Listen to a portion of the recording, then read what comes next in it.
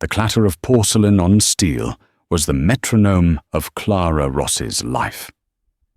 At 27, she was a symphony of contradictions, a mind that could dissect the etymology of ancient Semitic languages, and hands that were chapped from polishing silverware for $8 an hour, plus the whims of strangers. The restaurant, a gilded cage named L'Étoile, sat perched atop a Chicago skyscraper, its windows gazing down upon a city that felt 1,000,000 miles away from her basement apartment in Pilsen. Clara carried a debt that felt like a physical weight on her shoulders, a monstrous sum not from tuition, but from the hospital bills that had shadowed the last 2 years of her grandmother's life. That debt was the reason her master's degree in Middle Eastern Studies and Comparative Philology was gathering dust in a cardboard box while she gathered empty wine glasses. Her grandmother, her Nonna Lila, had been the source of it all. A Lebanese immigrant who had married an Italian-American GI, Layla had filled their small home with the scent of garlic and rosewater, the sound of Fairuz on the radio, and the lyrical cadence of her native tongue. She had taught Clara the flowing script of Arabic, not as an academic exercise, but as a legacy.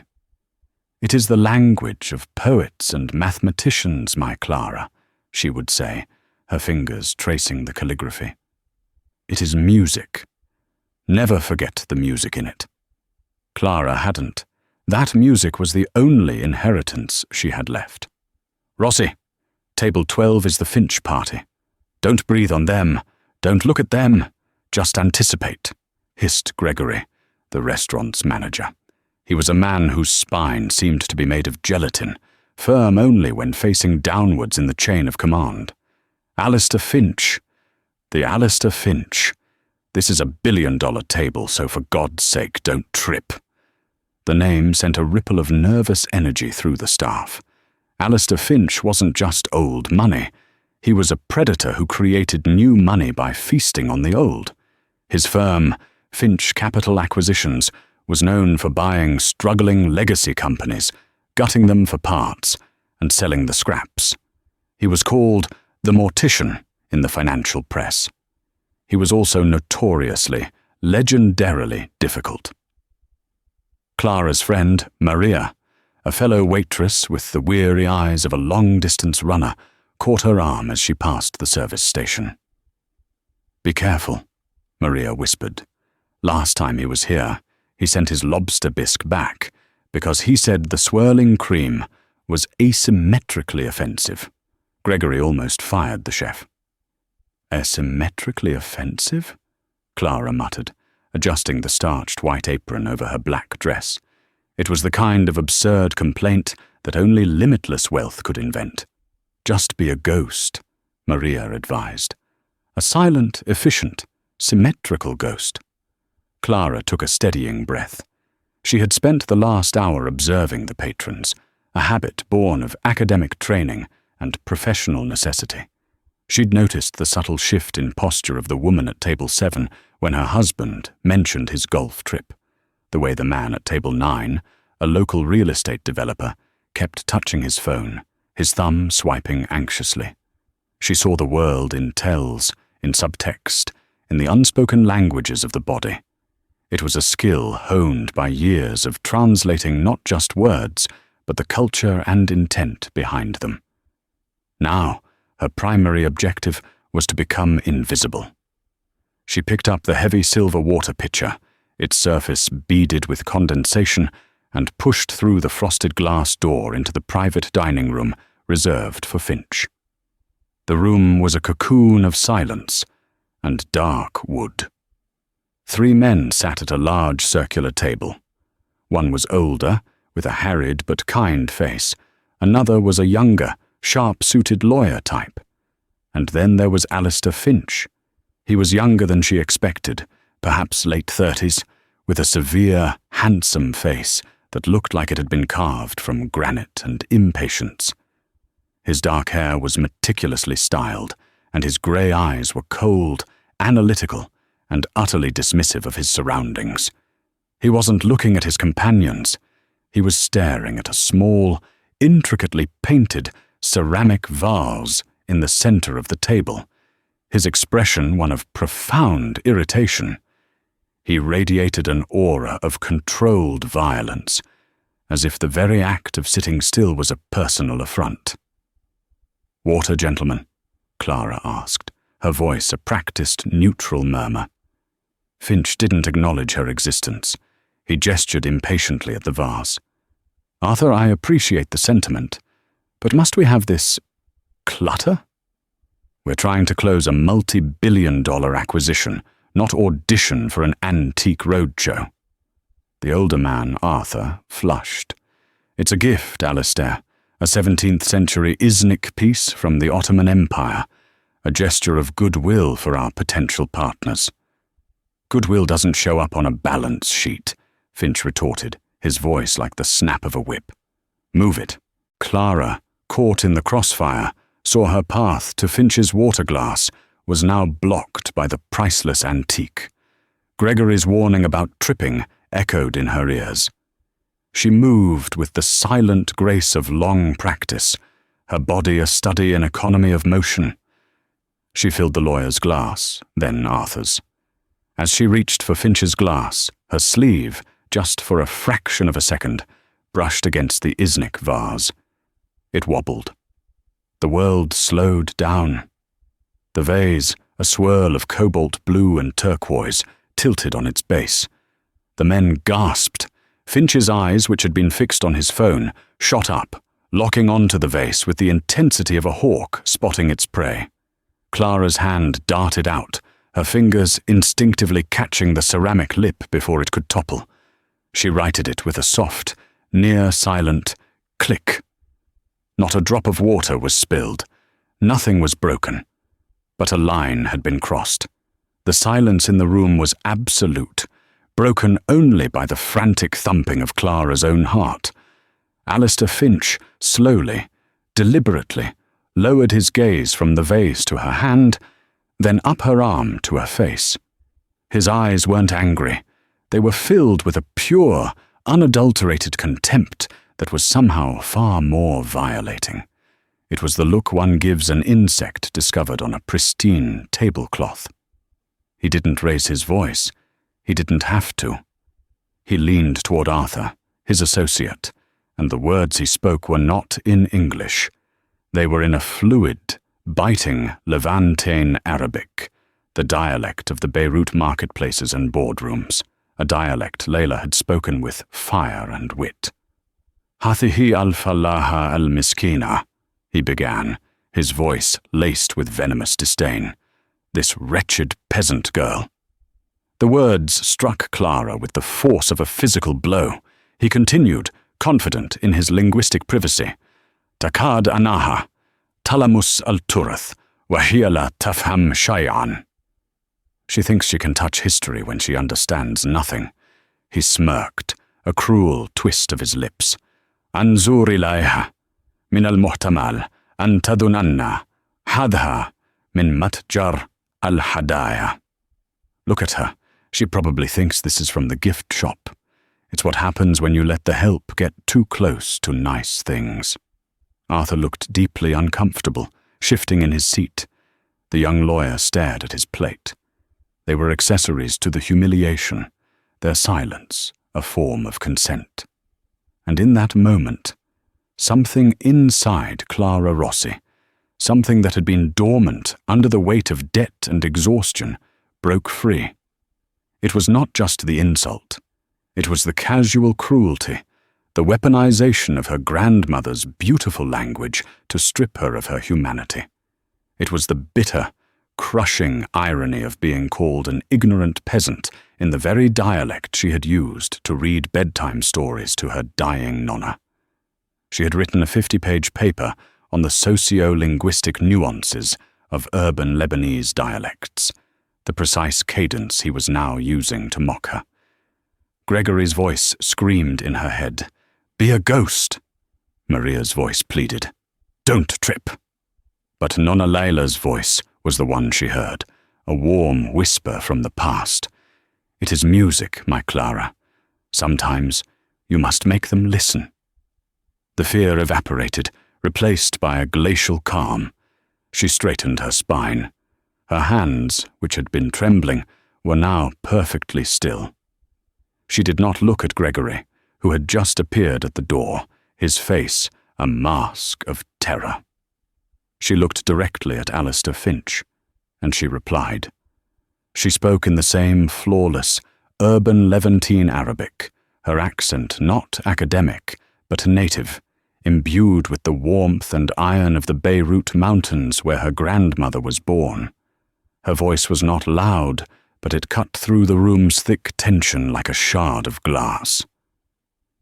"Sayed Finch," she began, her tone respectful, but edged with steel. "Mr. Finch." The effect was instantaneous. Finch, who had been turning back to his phone, froze completely. His hand hovered in midair. Arthur's jaw dropped. The lawyer's head snapped up, his eyes wide with disbelief. Clara continued, her gaze unwavering. "Atakiruk galat. Ana afham al-tarikh jidan." "Your assumption is incorrect. I understand history very well." She gestured gracefully toward the vase her hand had just saved. "مثل هذه الخزافية الإذنيكية، اللون الأزرق الفيروزي المميز وأسلوب السوسن يعود إلى نهاية القرن السابع عشر. ليست من أفضل فتراتهم بصراحة، لكنها لا تزال قاطعة جميلة. Like this Iznik pottery, the characteristic turquoise blue, the tulip motif, it dates it to the late 17th century. Not their best period, frankly, but still a lovely piece." The silence that followed was profound. It was the silence of a universe reordering itself. Alistair Finch turned his head slowly, as if his neck were made of stone. The arrogant contempt in his eyes was gone, vaporized. In its place was a raw, naked shock so profound it seemed to drain the color from his face.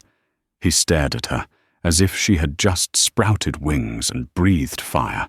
Gregory, hearing this stream of incomprehensible sounds, finally found his voice. "Rossi, what in the hell do you think you're doing? I told you not to speak unless spoken to. Apologize to Mr. Finch this instant." Clara ignored him, her focus entirely on the billionaire. She switched back to perfect, unaccented English, her voice now cool and professional. "My apologies, Mr. Finch. I should not have presumed to comment on your decor. Is there anything else I can get for you? More water, perhaps?" The polite inquiry, coming after her devastating linguistic counterstrike, was a masterpiece of defiance. Finch couldn't speak. He just stared, his mind visibly racing, trying to reconcile the image of the clumsy waitress with the voice of the cultural expert who had just dismantled him in his own chosen language of insult. "She's fired! You're fired!" Gregory shrieked, his face turning a blotchy, panicked red as he finally rushed to the table. "Mr. Finch, I am so sorry. This is unacceptable. She will be removed immediately." He grabbed Clara's arm. "Get your hand off my employee," a quiet voice said. Everyone turned. It was Alistair Finch. His voice was strained, but it held an unmistakable note of command. Gregory snatched his hand back as if he'd touched a hot stove. Finch was no longer looking at Clara with contempt. He was looking at her with something far more unsettling. The intense, predatory focus of a collector who has just stumbled upon an impossibly rare artifact. "She is not fired," Finch said, his eyes still locked on Clara. He spoke to Gregory, but his words were for her. "In fact, I believe Miss Rossi," Clara supplied quietly. "Miss Rossi," Finch continued, "and I have something to discuss, in private. Now." He stood up, a decisive, powerful movement. "Arthur, you and I will reconvene tomorrow. This meeting is over." He gestured to the door. "Miss Rossi, my office, tomorrow. 8 a.m. sharp." He pulled a sleek, black business card from his wallet and placed it on the table. "Don't be late." Without another word, he turned and strode out of the room, leaving a wake of stunned silence. Clara looked from the business card on the table to the terrified face of her manager and knew with absolute certainty that her life as a waitress was over. What came next, however, was a terrifying unknown. The next morning, the city felt different. The familiar rumble of the L train seemed to hold a note of anticipation. Clara stood before the Finch Tower, a monolithic shard of black glass that pierced the Chicago sky. It was less a building and more a statement of raw, unapologetic power. Dressed in her only interview outfit, a simple navy blue sheath dress she'd bought at a thrift store, she felt like a sparrow preparing to fly into a hurricane. The lobby was a cathedral of marble and silence. A severe-looking woman with a platinum bob and an earpiece intercepted her before she even reached the reception desk. "Miss Rossi? Mr. Finch is expecting you." There was no warmth in her voice, only brisk efficiency. Clara was led not to an elevator, but to a private security checkpoint where her bag was scanned and her phone was placed in a sealed pouch. The message was clear. "You are entering a different country now, and we are Customs and Border Patrol." The private elevator ascended with unnerving speed and silence, opening directly into the penthouse office. The space was breathtaking and brutalist. Floor-to-ceiling windows offered a godlike panorama of the city and Lake Michigan. The furniture was sparse, expensive, and looked profoundly uncomfortable. Alistair Finch stood with his back to her, staring out at his kingdom. "Have a seat," he said, without turning. His voice echoed slightly in the vast room. Clara sat in one of the two severe leather chairs positioned before his massive desk. It felt like sitting before a throne. The silence stretched, a tactic she recognized. He was letting her stew, letting the intimidation of the space do its work. Finally, he turned. His face was unreadable, his grey eyes probing. He held a thin folder in his hand. "Clara Rossi," he began, his voice flat. "Age 27. B.A. from the University of Chicago in Linguistics. M.A. from Northwestern in Middle Eastern Studies.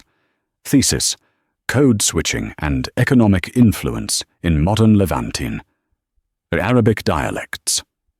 You owe $178,421.12 in outstanding medical debt for your late grandmother, Layla Hassan Rossi." Clara felt a chill crawl up her spine. He hadn't just gotten her name. He had dissected her life overnight. "How?" she started. "I employ people who find things out," he said dismissively. "The question is not how, I know. The question is why a woman with your qualifications is serving canapés at L'Étoile. My qualifications don't pay hospital bills, Mr. Finch." "Evidently not," he said, tossing the folder onto his desk. He began to pace, a caged tiger in a bespoke suit. "Last night, you did two things. First, you demonstrated a command of a specific regional Arabic dialect that is, according to my sources, flawless. Second, you correctly identified a piece of 17th century Ottoman pottery. Which of those is your primary skill set, Miss Rossi?" "They're the same skill," Clara said, finding her footing. "Language isn't just words. It's history, culture, art. It's context. You can't truly understand one without understanding the others." A flicker of something, not approval, but perhaps grudging respect, passed through his eyes. He stopped pacing and leaned against his desk, crossing his arms. The skepticism was still there, a hard layer of ice. "I'm in the middle of a hostile takeover," he said bluntly. "The company is Al Jamil Petrochemicals. It's based in Dubai. The CEO, Tariq Al Jamil, is the sharpest, most duplicitous operator I have ever encountered." He is also the son of the man who was my father's business partner, a man who betrayed him and ruined him 30 years ago. This is not just business for me. It is corrective surgery." The coldness in his voice made it clear just how personal this was. "The negotiations are stalled," he continued. "We communicate through translators, lawyers, and intermediaries. Every word is a potential landmine. My lead translator, a man I trusted for a decade, had a sudden family emergency last week. I believe Al-Jamil bought him. I'm flying blind, and I am losing." He paused, his gaze locking onto hers. "Last night, you weren't just speaking Arabic. You were thinking in it. You heard my insult. You processed the context, and you formulated a reply that was not only linguistically perfect, but strategically devastating. You used my own weapon against me with more precision than I used it myself." Clara remained silent, her heart beating a steady, cautious rhythm. This wasn't an apology. It was an analysis. "I don't believe in coincidence, Miss Rossi," he said, his voice lowering. "I find it convenient that a world-class expert in Levantine Arabic happens to be serving me water the week my translator disappears. For all I know, you are a plant, a spy sent by Al-Jamil to infiltrate my life." The accusation hung in the air, chilling and absurd. "A spy?" Clara said, a humorless laugh escaping her lips. "Mr. Finch, if I were a spy for a Dubai billionaire, do you really think I'd be worried about making my rent payment this month?" "Poverty can be an excellent cover," he countered, his eyes narrowed. "So we are going to have a small test." He gestured to a secondary table where a laptop and a set of headphones were waiting. "My team is on a conference call with Al-Jamil's legal counsel right now. You are going to listen. You will provide a simultaneous translation, and you will provide a cultural and subtextual analysis, in real time." He tapped a button on his desk phone. "Put it on the conference speakers." A stream of rapid, formal Gulf Arabic filled the room. It was dense with legal and technical jargon. Clara's mind snapped into focus. The fear and intimidation fell away, replaced by the familiar thrill of the puzzle, the intricate dance of language. She slipped on the headphones, closed her eyes for a second, and began to speak. For the next hour, she was a machine. She translated not just the words, but the intent. When Al-Jamil's lawyer used a specific proverb, she didn't just give the literal translation. "He's saying, 'The rope of a lie is short,'" she interjected, speaking to Finch. "But the subtext is a warning. He's implying your last financial offer contained a hidden discrepancy. He's calling you a liar, but politely." When they discussed a particular clause regarding environmental liability, she held up a hand. "Stop. They're using the word mas'uliyah, which means liability, but they're framing it with language that suggests shared responsibility, like a family duty. Your team is responding with the English word liability, which sounds adversarial and cold. You're not disagreeing on the point, you're disagreeing on the philosophy. You're talking past each other." Finch listened, his expression unreadable, but his intense focus never wavered. He watched her, not the papers in front of him. He was watching the cogs turn. When the call ended, the silence returned. Clara took off the headphones, her mind buzzing with adrenaline. She had been tested, and she knew she had not failed. Finch was silent for a full minute. He walked to the window, staring down at the city below. "The man you corrected," he said finally. "My head of legal. I pay him $900 an hour to understand those nuances. You did it for free." He turned back to face her, and for the first time, the hard layer of skepticism in his eyes had begun to thaw, replaced by a cold, sharp calculation. I am flying to Dubai in 48 hours for a final, face-to-face negotiation. It is my last chance to close this deal before the financing expires. If I fail, Al-Jamil wins. I am not going to fail. He walked to his desk and retrieved a thick, leather-bound portfolio. He slid it across the polished surface toward her. This is not a job offer, Miss Rossi. Jobs are for people who want security. This is a battlefield commission. I will pay off your entire medical debt. In full. Today. Clara's breath caught in her throat. In addition, he continued, I will provide you with a signing bonus of $250,000. For the next 2 weeks, you will be my exclusive linguistic and cultural advisor. You will live on my jet, you will work 18-hour days, and you will be party to information that could ruin empires. You will sign an NDA so restrictive it will make your head spin. Your life, for the next 14 days, will belong to me. He leaned forward, his hands flat on the desk. If we succeed, if I acquire Al-Jamil Petrochemicals, you will receive a success fee of $2 million. If we fail, you walk away with the bonus and your debt cleared. But I will consider it a personal failure on your part, as well as my own. The numbers were staggering, life-altering. It was a lifeline, a golden parachute, a winning lottery ticket. But the price was clear. A fortnight in hell, chained to a man who saw people as assets on a balance sheet. Why? Clara asked, her voice barely a whisper. After last night. After how you treated me. Because of last night, he corrected her, his voice sharp. I was arrogant. I was dismissive. I assumed you were nothing more than what you appeared to be. And you, in 30 seconds, proved that my assumptions were worthless.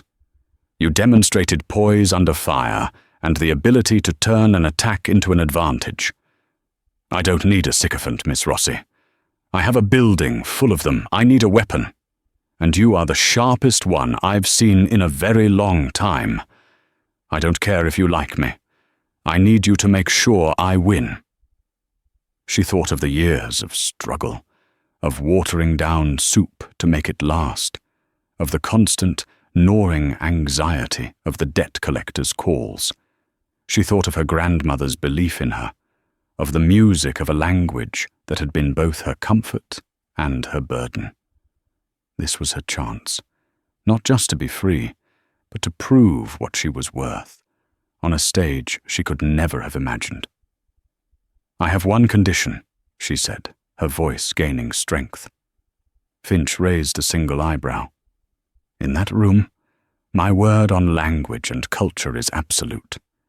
If I tell you that you are about to make a cultural misstep, you listen. If I tell you the subtext of a conversation is dangerous, you believe me. I will not be your translator. I will be your advisor, and you will treat me as such. A slow, cold smile touched Alistair Finch's lips. It didn't reach his eyes, but it was a start. Miss Rossi, he said, for that kind of money, you can tell me I'm wrong, all day long, as long as in the end you make me right. He extended a hand across the desk. Do we have a deal? Clara looked at his outstretched hand, then at his unyielding grey eyes. She was making a deal with the devil, but he was the only one offering a ticket out of hell. She took his hand. It was as cold as she had expected. We have a deal, Mr. Finch. The next 48 hours were a dizzying montage of transformation. Clara was whisked away by the platinum-haired assistant, whose name was Evelyn. Evelyn operated with the emotionless precision of a surgeon. Clara's thrift store dress was replaced by a wardrobe of severe, elegant business attire from designers she'd only ever seen in magazines. She was given a new laptop, a military-grade encrypted phone, and a mountain of documents to analyze. The flight to Dubai on Finch's private jet was not a luxury experience. It was a mobile war room. The cabin was configured with a conference table and monitors displaying market data. Finch and his legal team worked relentlessly, and Clara was expected to keep pace. She barely slept, fueled by coffee and the sheer terror of failure. She devoured the history of Al Jamil Petrochemicals, memorizing the names of board members, their family ties, their political allegiances. She was building a cultural map of the battlefield. Dubai was a city of impossible futures, a forest of glass and steel rising from the desert sand. The Al Jamil Tower was even more opulent than Finch's, a twisting spire that seemed to defy gravity. The boardroom was on the highest floor, a circular space with 360-degree views that made you feel as though you were floating above the world. Tariq Al Jamil was the opposite of Finch. Where Finch was cold granite, Al Jamil was warm, polished mahogany. He was handsome, charismatic, and greeted them with a smile that was both dazzling and predatory. He and Finch shook hands with the false cordiality of two dueling sovereigns. The negotiations were a grueling marathon. Days blurred into one another. Clara sat to Finch's right, a silent, observant presence. She rarely spoke, instead passing handwritten notes to Finch on small, discreet cards. He just referred to his father's original business plan. It's a test of respect for his family's legacy. Acknowledge it. Careful. His lead counsel is using a more formal dialect than yesterday. It's a power move. They are signaling they feel they have the upper hand. Al Jamil just complimented your watch. Do not return the compliment on an item he is wearing. Compliment his hospitality or his office instead. Returning a personal compliment can be seen as creating a sense of equality he has not yet granted. Finch, to his credit, followed her advice without question. He was a ruthless pragmatist, and he recognized the value of her intelligence. A strange, unspoken partnership formed between them, a symbiosis of his brutal business acumen and her subtle cultural insight. They were starting to gain ground. The Al Jamil team, who had expected a typical bull-in-a-china-shop approach from Finch, seemed slightly off balance. The final day arrived. The sticking point was a single, massive offshore oil field. Finch wanted full operational control. Al Jamil was insisting on a joint partnership, a clause that would effectively poison the deal for Finch. The mood was tense. The deal was on the verge of collapse. During a short break, Al Jamil and his two senior advisors began a hushed, rapid-fire conversation in Arabic, believing they were shielded from understanding. They stood by the vast windows, their backs to the table. Finch's team sat in stony silence, waiting. Clara sat perfectly still, her pen resting on her notepad. She appeared to be reviewing her notes, but she was listening. Every fiber of her being was focused on the conversation across the room. Al Jamil was furious. "Huwa Thur al-Inat," he hissed to his uncle. "He is a stubborn bull. Lan yatazahzah. He will not budge." His uncle, a wizened old man, murmured something back. And then the lead advisor, a man named Faisal, spoke. His words were quiet, measured, and utterly venomous. "Idha sanaj'alahu yuzahzi nafsa," Faisal said. "Then we will make him move himself. Ladayna al-sharut al-khadda, al-band al-thani wal-sab'un al-faq al-jim, al-tarjama al-ingliziyya daqiqa, lakinaha takhfi al-niyya, hiya al-sam." We have the deceptive clause. The jet was a silent capsule, hurtling through the stratosphere, a bubble of pressurized calm suspended between the scorched earth of a won battle and the cold reality of a new world. Below, the continents were smudges of darkness pricked by the diamond dust of cities, each a galaxy of lives she could not comprehend. The legal team, drained and exultant, had toasted their victory with champagne before succumbing to exhausted sleep in their plush leather seats. The cabin was dim, the only light a soft amber glow from the bar and the cold blue of the flight map on a distant screen. Clara sat across from Alistair Finch. The silence between them was no longer the weaponized void of his office, but something heavier, denser. It was the silence of aftermath, the ringing in the ears after an explosion. He hadn't spoken more than a few perfunctory words since they'd boarded.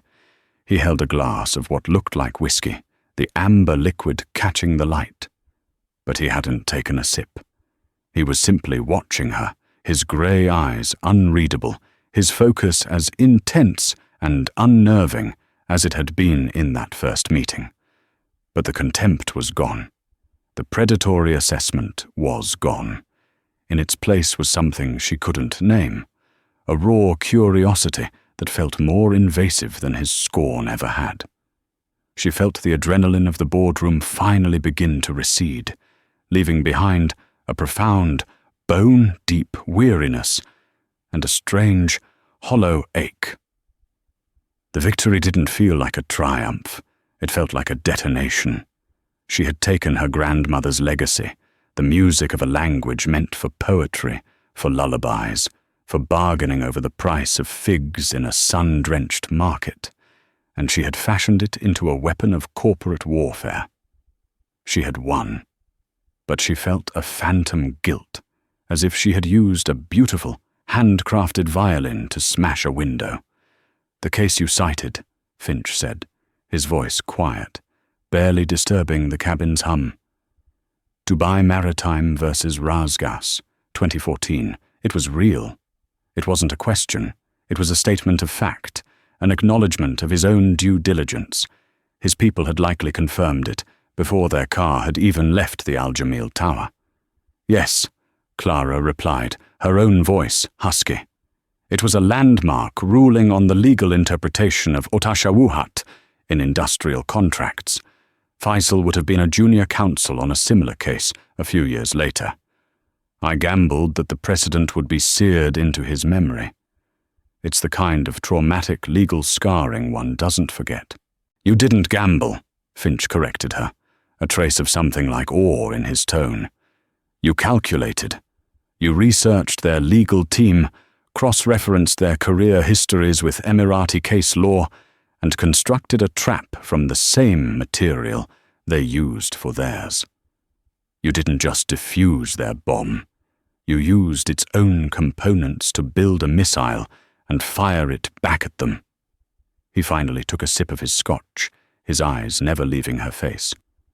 "My team has been analyzing Al Jamil's financials for 6 months. We have 3 of the top M&A law firms on retainer. We spend millions on data analysis and corporate intelligence, and none of us saw it. We were all reading the words. But you were listening to the music." He used her grandmother's exact phrase, and it struck her with an unexpected force. For a moment, she wasn't in a private jet, high above the earth. She was a little girl in a small kitchen, the scent of yeast and cardamom in the air, her nonna's finger tracing the elegant curves of an Arabic letter. "Never forget the music in it." "My father," Finch said suddenly, his gaze shifting to the dark window, to the reflection of the man he was. The man who destroyed him, his partner, his name was Elias Khoury, a brilliant, charming man from Beirut, much like Tariq al-Jamil. My father was a builder, an engineer. He trusted blueprints, stress tolerances, quantifiable data. He believed a contract was a blueprint for business.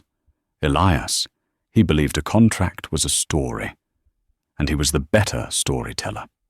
Clara listened, her exhaustion forgotten. This was not a calculated revelation. It was a confession, raw and unvarnished, offered up in the strange intimacy of the darkened cabin. "It was a single clause," Finch continued, his voice a low murmur, "buried in an addendum to a partnership agreement. It used an archaic term from Ottoman-era commercial law.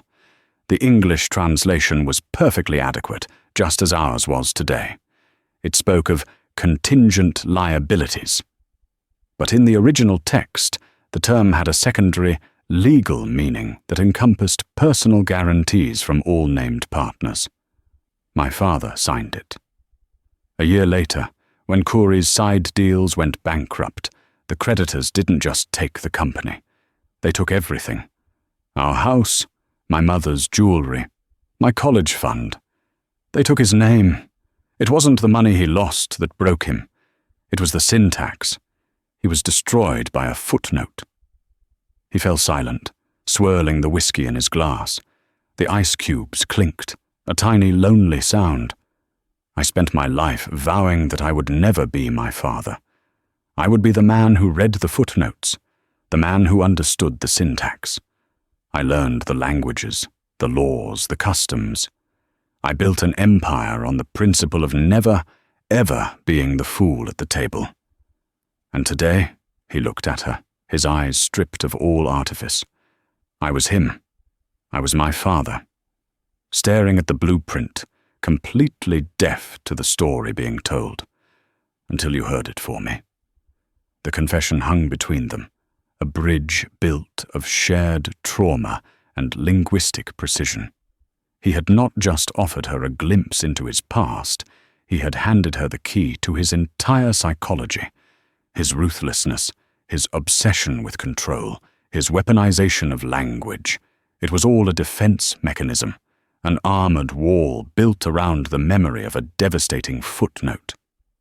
They didn't speak again for the rest of the flight. There was nothing left to say. The shared understanding was more profound than any conversation. As the jet began its long, graceful descent into Chicago, the city lights spreading out beneath them like a circuit board, Clara felt the last 2 weeks reconfigure themselves in her mind. It hadn't been a job, it had been an exorcism, and she wasn't sure whose ghosts had been banished. A black car, silent as a shark, met them on the tarmac. The ride into the city was a blur of familiar landmarks seen through a new lens. The world outside the tinted windows seemed to belong to a different person. When the car pulled up in front of a sleek, impossibly tall residential tower on the Gold Coast, a building she had only ever seen from the outside, the driver opened her door. Finch didn't get out. He simply turned to her in the quiet confines of the car. The transfer was initiated the moment the revised deal was signed. Your debt is paid. The bonus and the success fee are now in an account that has been opened for you. The details are in a package waiting for you upstairs. Suite 4801. The words were simple, factual, but they landed with the force of a physical blow. The debt. The monstrous, suffocating weight that had dictated every choice she had made for years, the reason for the chapped hands and the aching feet and the dusty master's degree. It was gone, just like that. A few words from this man, a few clicks on a keyboard somewhere, and the central pillar of her suffering had been vaporized. She felt a wave of vertigo that had nothing to do with the flight. She expected relief, euphoria, a desire to weep or scream. Instead, there was only a profound and terrifying silence in a part of her mind where the static of debt had hummed for so long. The absence of the weight was as disorienting as its presence had been. "Thank you," she managed to say, the words feeling pitifully small. "Don't thank me," he said, his voice regaining some of its familiar, crisp authority. "This isn't a gift. It's a payment for services rendered, the most profitable payment I have ever made." He paused, his gaze intense. "I'm not finished with you, Miss Rossi." "The contract was for 2 weeks," she said, a hint of defiance returning.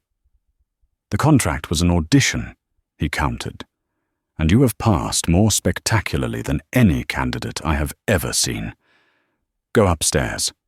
Get some sleep." My car will pick you up at noon tomorrow. We have one final meeting." Before she could protest, he gave a curt nod to the driver, and her door was closed. The car pulled away, disappearing into the river of traffic, leaving her standing on the pavement, a stranger in her own city, holding nothing but the key card the doorman had silently handed her. The apartment was a minimalist masterpiece of glass, steel, and white leather. It was less a home than a statement, a space designed to be looked at, not lived in.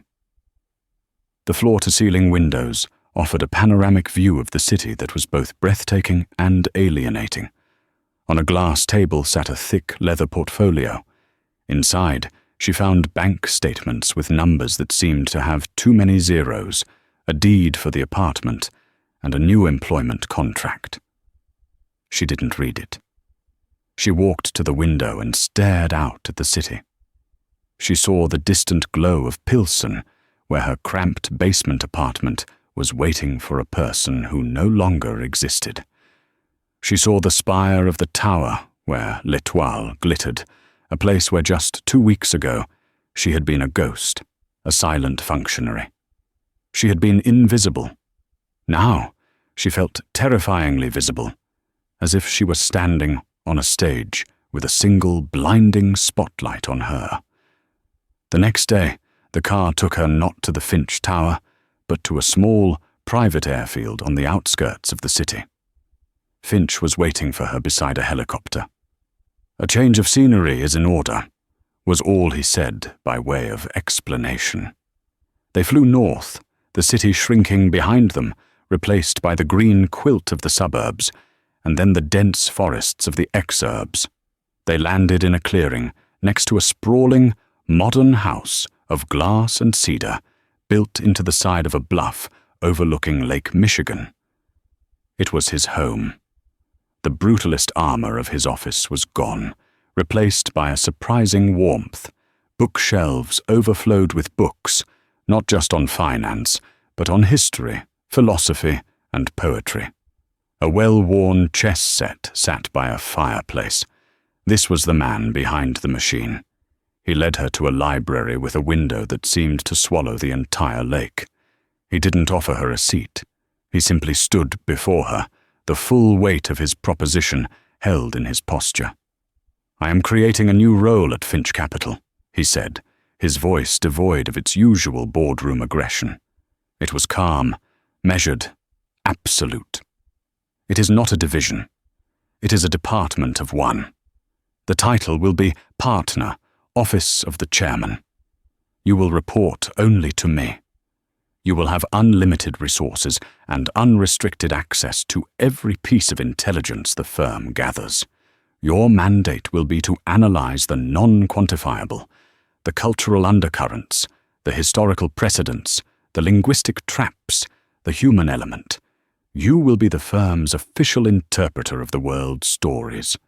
He paused, letting the scale of the offer sink in. "I am not offering you a job, Clara.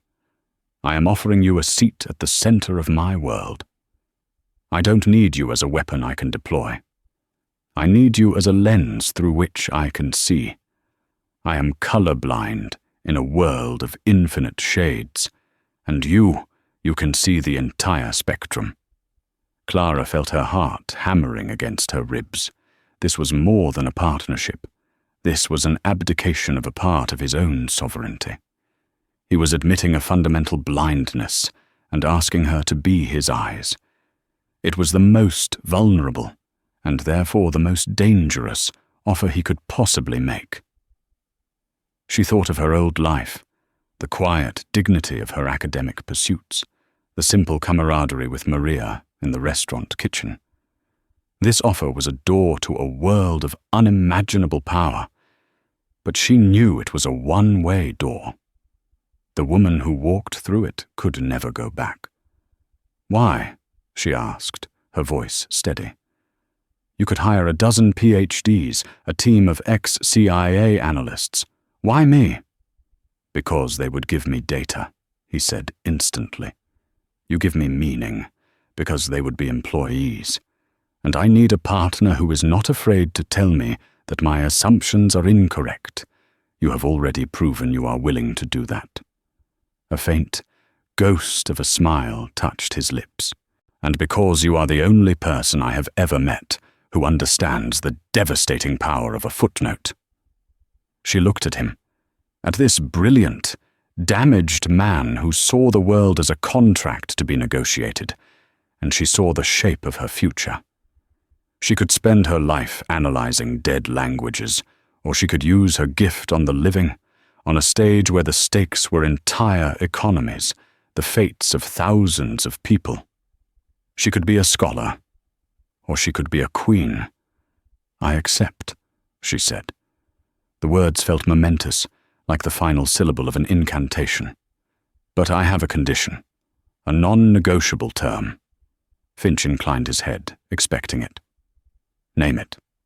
"You hunt for undervalued assets," she began, choosing her words with the same precision she had used in Dubai. "You find companies with hidden potential and unlock it. Well, I have identified the single most undervalued asset class in the modern world, the humanities. Minds trained not in spreadsheets, but in poetry, history, philosophy, and linguistics. Minds like mine, crippled by debt and overlooked by a world that only values the quantifiable." She took a step closer, her voice ringing with a newfound power. "We will create a foundation, funded by the firm, with an endowment that will make it a global force. The Laila Hassan Rossi Foundation. Its mission will be simple, to find these minds. We will not just give them scholarships. We will eradicate their debts, student, medical, family, whatever chains them to a life they were not meant to live. We will set them free. It is not charity, Alistair. It is an investment. It will be our private intelligence agency, a network of brilliant, grateful people scattered across the globe, seeing the world through a lens of culture and history. It will be your greatest strategic asset."